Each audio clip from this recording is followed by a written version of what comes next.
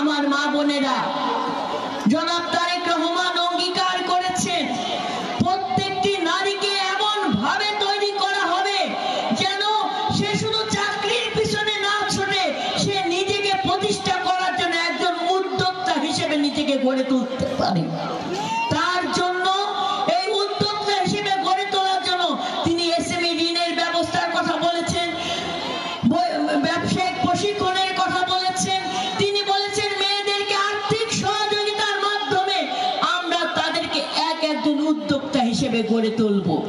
অর্থাৎ একটা মেয়ে যদি উদ্যোক্তা হয়ে নিজেকে প্রতিষ্ঠিত করতে পারে সে আরো 10টা মেয়ের কর্মসংস্থানের পথ সৃষ্টি করতে পারবে।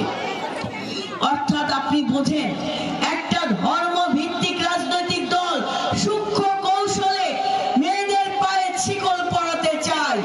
তারা 8 ঘন্টা কর্মের বিনিময়ে 5 ঘন্টা কর্মের কথা বলে। আমি আমার নারী সমাজের প্রত্যেকটি মা বোনদেরকে বলবো, সারা বিশ্ব যখন নারী ক্ষমতায়নের জন্য লড়াই করছে, সমমর্যাদার জন্য লড়াই করছে, আমরা যেমন সমনেতৃত্বের জন্য লড়াই করছি, তখন এই 8 ঘন্টা কি 5 ঘন্টা নির্ণয় করার দায়িত্ব কাউকে আছে? নাই।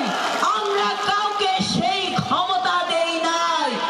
আমাদের নেতা জনাব তারেক রহমান অঙ্গীকার করেছেন প্রত্যেকটি কর্মস্থান নারীদের জন্য এমন ভাবে উপযোগী করে গড়ে তোলা হবে যাতে নারীরা তার সন্তানকে ওই চাইল্ড কেয়ারে রেখে সে সুন্দরভাবে তার কর্মক্ষেত্র পরিচালনা করতে পারে।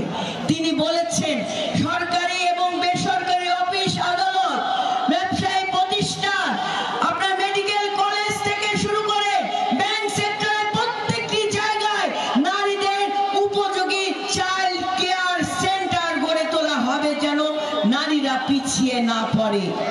আমার মা বোনেরা,